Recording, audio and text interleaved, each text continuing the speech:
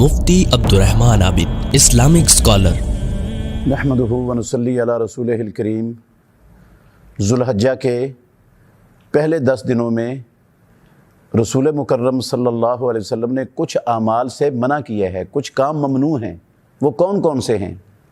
صحیح مسلم شریف کے اندر حدیث ہے، ام المومنین ام سلمہ رضی اللہ تعالی عنہ بیان فرماتی ہیں کہ امام الانبیاء محمد الرسول اللہ صلی اللہ علیہ وسلم نے فرمایا، اذا احل ہلال ذی الحجۃ واراد احدکم ان یضحی فلا یاخذن من شعرہ ولا من اظفارہ شیئا حتی یضحی۔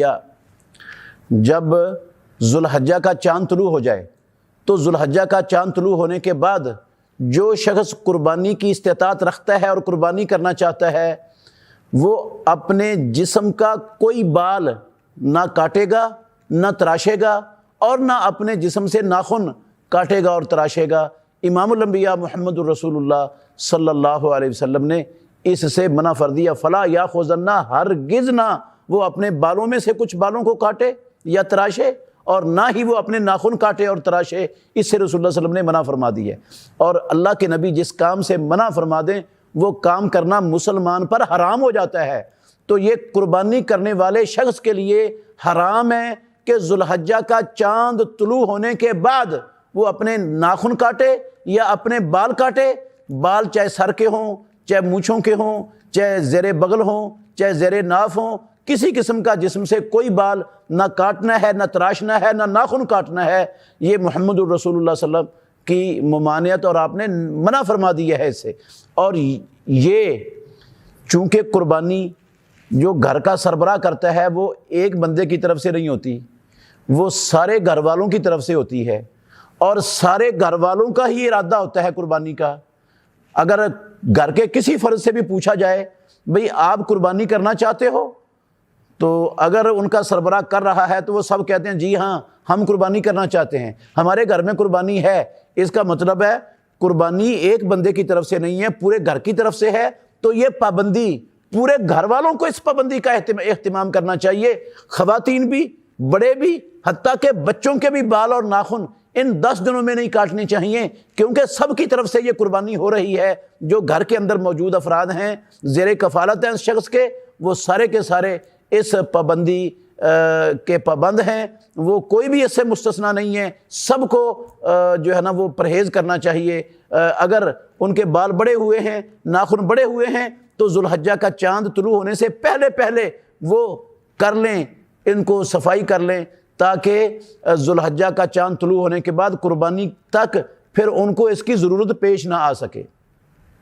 بعض لوگوں کا خیال ہے کہ اگر وہ بندہ جو قربانی کی طاقت نہیں رکھتا، فقیر ہے، مسکین ہے، قربانی کی استطاعت ہی نہیں ہے اس کے پاس، وہ بھی ان 10 دنوں میں اپنے بال اور ناخن نہ کاٹے، اور عید نماز پڑھنے کے بعد اپنے بال اور ناخن کاٹ لے تو اس کو قربانی کا ثواب ملتا ہے۔ یہ بات نہ مسلم شریف میں ہے، نہ ابو داود میں ہے، اور نہ حدیث کی کسی کتاب میں ہے۔ یہ لوگوں کا، بعض لوگوں کا اپنا خیال ہے۔ جو حدیث صحیح سنن ابو داود میں موجود ہے وہ اس طرح ہے، وہ ہے ایک بندہ آیا رسول اللہ صلی اللہ علیہ وسلم کے پاس، اس نے کہا اللہ کے نبی میرے پاس دودھ والی بکری کے سوا کچھ بھی نہیں ہے قربانی کرنے والے کے لیے، قربانی کرنے کے لیے کوئی جانور نہیں ہے، استطاعت نہیں ہے، صرف ایک دودھ والی بکری ہے، اور اس بکری کے ساتھ ہمارا گزارا ہے، اس دودھ والی بکری پر۔ تو رسول مکرم صلی اللہ علیہ وسلم نے اس شخص کو کہا، یہ سنن ابو داود میں صحیح حدیث ہے، کہ آپ عید نماز پڑھنے کے بعد اپنے ناخن تراش لو، اپنے سر کے بال کاٹ لو، اپنے زیر بغل بال کھینچ دو، اپنی مونچھوں کے بال تراش لو، زیر ناف بال صاف کر لو، فَإِنَّمَا تِلْكَ أُضْحِيَةٌ، یہ تیری پوری قربانی ہو جائے گی۔ تو اس میں اس کے لیے یہ پابندی نہیں ہے کہ وہ ان 10 دنوں میں بال یا ناخن نہ کاٹے تو پھر اس کو یہ ثواب ملے گا، پھر اس کی پوری قربانی ہوگی۔ وہ کاٹ بھی لے ذوالحجہ کا چاند چڑھنے کے بعد، اس کے لیے حرام نہیں ہے، کاٹ سکتا ہے۔ اور ایک دن بھی اگر اس نے عید الاضحیٰ سے پہلے ایک دن بھی حجامت بنوائی ہے تو وہ عید پڑھنے کے بعد دوبارہ پھر حجامت بنوا لے، تو اس کو یہ پوری قربانی کا اجر انشاءاللہ الرحمن اللہ رب العالمین نے دے دینا ہے۔